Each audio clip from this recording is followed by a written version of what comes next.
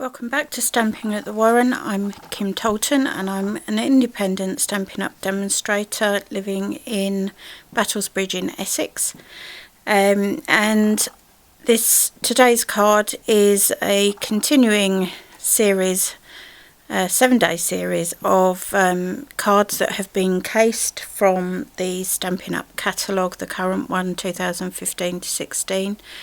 Case just means copy and paste everything, so I've taken creative ideas within the Stampin' Up! Catalogue and made them into cards, physical cards, and now I'm sharing with you how to make them yourself, and you can adapt them as they choose.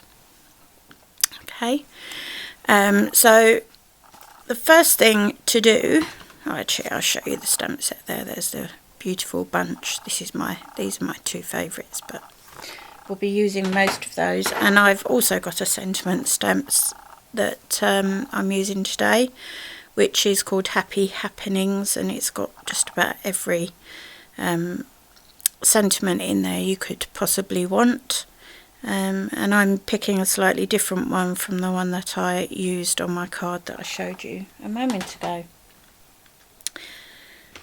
And today's card is going to be monotone. It's just going to be Blackberry Bliss and white, nothing else, and I think it can look quite stylish. And the first thing you have to do is create your card base or your card blank, same thing, different term, and this time I'm using a slightly different size because I'm going for a bit more elegance.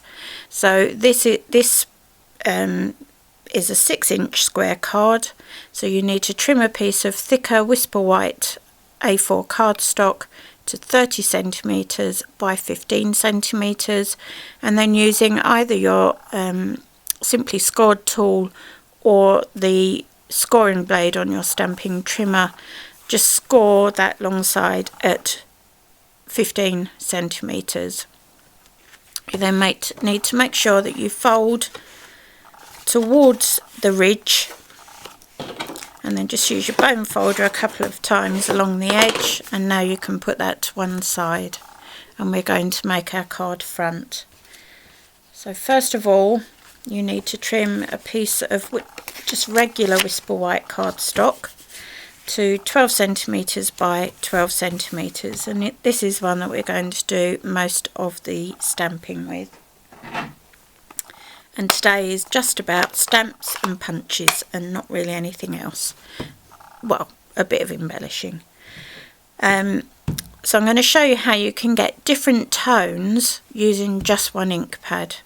So the first stamp that we're going to use is a most diffuse coloured stamp. So it's the least detailed. And you just want to ink that up. Getting it covered. Now it sounds daft to cover it because we're going to take most of the ink off, just onto some scrap paper. I use this grid paper, which I find is fab. And we're also, so this is first, second, probably third generation stamping we're using, which is just the amount of times you stamp before you re-ink. And we're also using stamping off the page techniques as well. So to get a more natural look, what you actually do is you stamp so that the whole image isn't on the card, and you just want a few little, so 5 images there, and that will create the background that we're going to build on. Next, use this quite sketched look stamp. And again, always stamp with your rubber facing upwards, and that way you can see if you've got your stamp inked up properly, so you've got ink all over it, but nothing around the edges that's likely to... right, let's see if we can use that to our advantage. It's got cold in here and the condensation is building up, and so my stamps don't want to stick on the acrylic block. Hopefully it won't fall off again now. So we've got one of those. You just want, and that's enough. You don't want more than that or the card will be overcrowded. now you bring in a piece of scrap, or not scrap really, but just smaller pieces of Whisper White cardstock. So just pop that out the way so we don't get ink on there. And with the more pansy looking stamp, ink that one up. Again, making sure you get the whole ink pad, but just gently, you don't need to grind it into the ground. And stamp. Now you just need to see where the split, there's a wider gap, so it doesn't matter which way you go, so long as you've got this wider gap close to the bottom of the cardstock. So it could be that edge or this edge, so long as it's there, because that's how you're going to line up your stamps with your punch. So there's that one, and then the centre of the flower. See what I mean? They're all coming off now.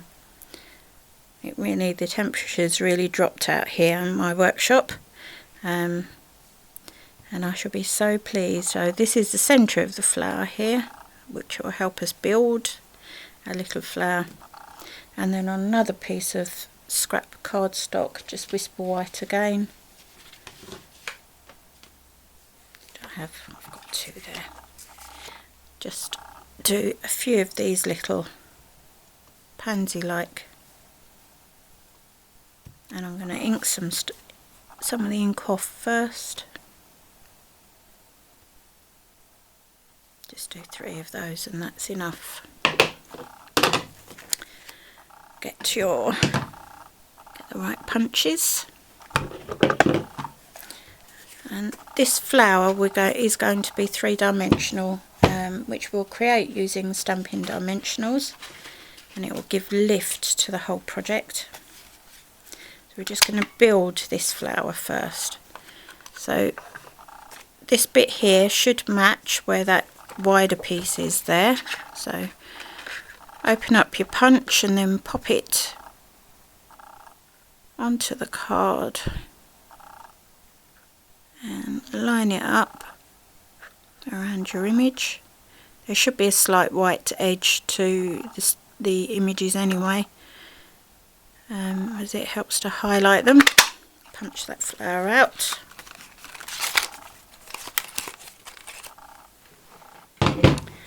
And we want the centre, which is this punch here.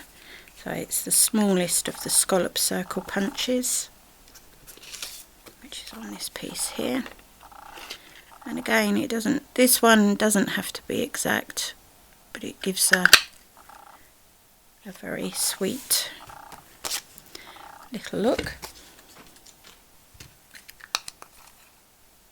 And it's the pansy, not the pansy, it's the petite petals, the tiny punch, flower punch. And again, just line that up and punch out your 3 flowers. 1. And it's the same principle. Look for the unevenness and the evenness in the images, and it will line up with your punch. And then you know that you've always got to have that part of the punch and the stamp towards the bottom of your cardstock. Okay. And then the last bit of stamping to do is your sentiment, and the sentiment I'm using for this particular little card is called Bonjour Beautiful, and again that is going to be in Blackberry Bliss. And that's all of your stamping done.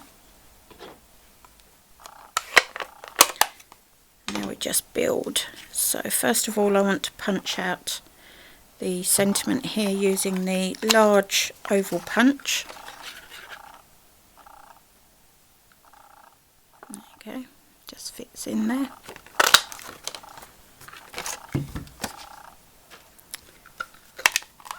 And then using a piece of Blackberry Bliss cardstock, punch punch out a scallop oval.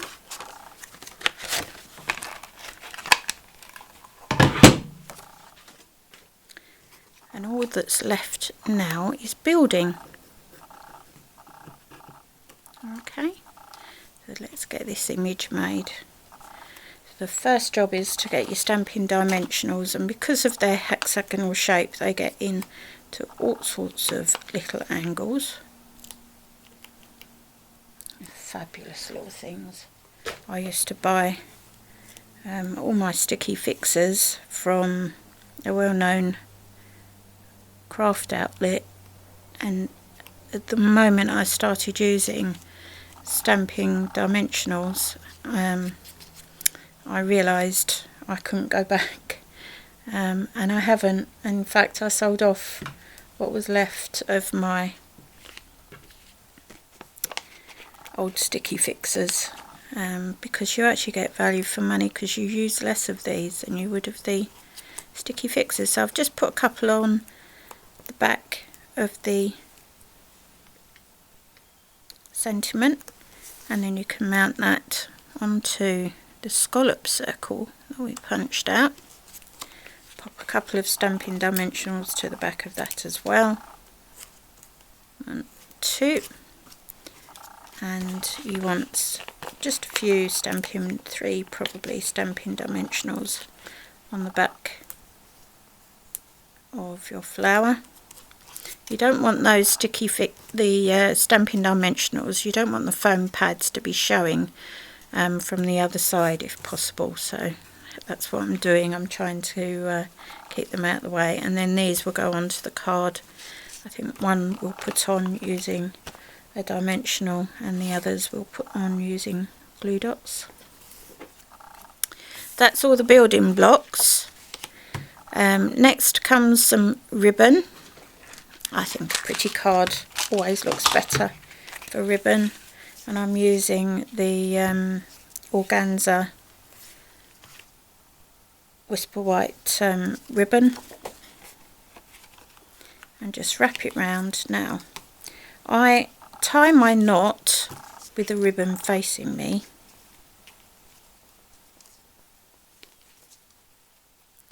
and then the rest of it is going to look a bit weird because once I've tied the knot I then rotate my card round so it's upside down, and then create 2 loops, both of which go backwards from me. This other end hasn't even been cut off yet, so you end up with 2 bunny ears. I put a finger on the knot, put my thumb in the hole, and through it comes, and from there you can play around with how big or how small you want your ribbon to be, and then give it a good pull.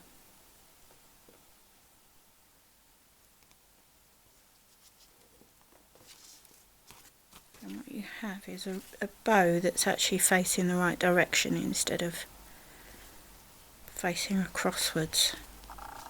It works for me anyway. There's so many different ways of cutting tying bows and ribbons, and that's all my tools have just gone for a wander. And just cut off the 2 tails, and that's your ribbon, and that's loose enough so you can move it around.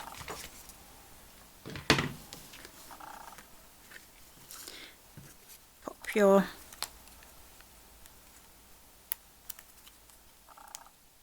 flower on the card front,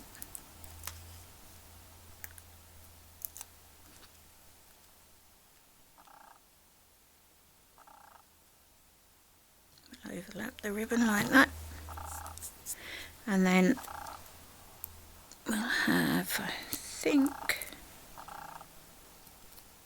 1 flower there and some glue dots. This is, believe it or not, the way I talk to myself when I'm crafting on my own. When I'm not actually doing the videos, I tend to talk it out, which I'm not sure if that's healthy or not actually. Perhaps somebody could tell me. if I'm just barking mad, maybe on there. And then that darker one I think I'm going to pop here just for contrast, and you can see the different tones that's in there. Turn that over, some fast fuse on the back, there we go, a couple of strips of fast fuse. Remember to always rotate the fast fuse and flick alternately, and then you need to mat that onto a piece of Blackberry Bliss cardstock measuring 12.4 by 12.4 centimetres,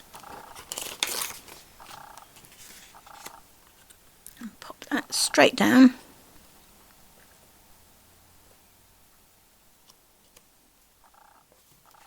Then some more fast fuse, another couple of strips, down, flick one way, down, flick the other, and that goes on to our card base, which is there. And make sure you've got the opening in the right place. Get it as square and central as you can. Down that goes. And your sentiment label that we did.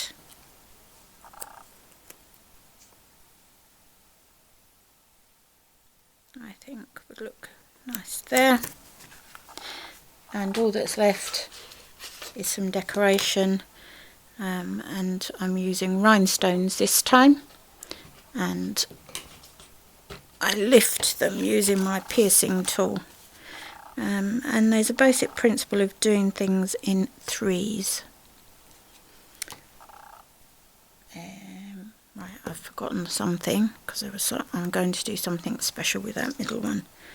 So I'm just going to pop and just alternate the sizes of your rhinestones, basic rhinestones. So some big, some middle, some small. You don't need lots, just to give a bit of sparkle. And always make sure you get right underneath. One there. So they've got glue dots on the back of them, so you just want to make sure you get right underneath. And I think I'll put 3 dinky ones in there. And it just makes it look pretty.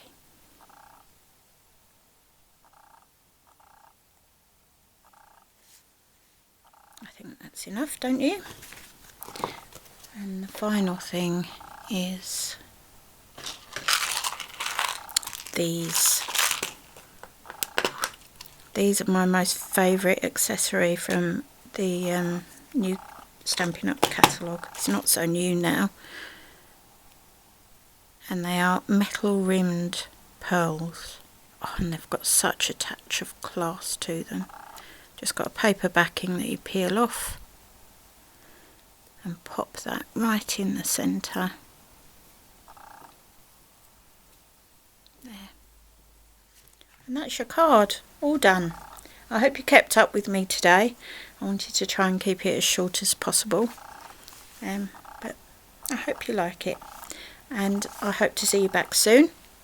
Thank you for watching. If you would like to pop over to my blog, it's www.stampingatthewarren.blogspot.co.uk, and if you want to contact me, you can either do it by leaving a message below this video, or just drop me a line at kim.tolton@googlemail.com. Thanks for listening.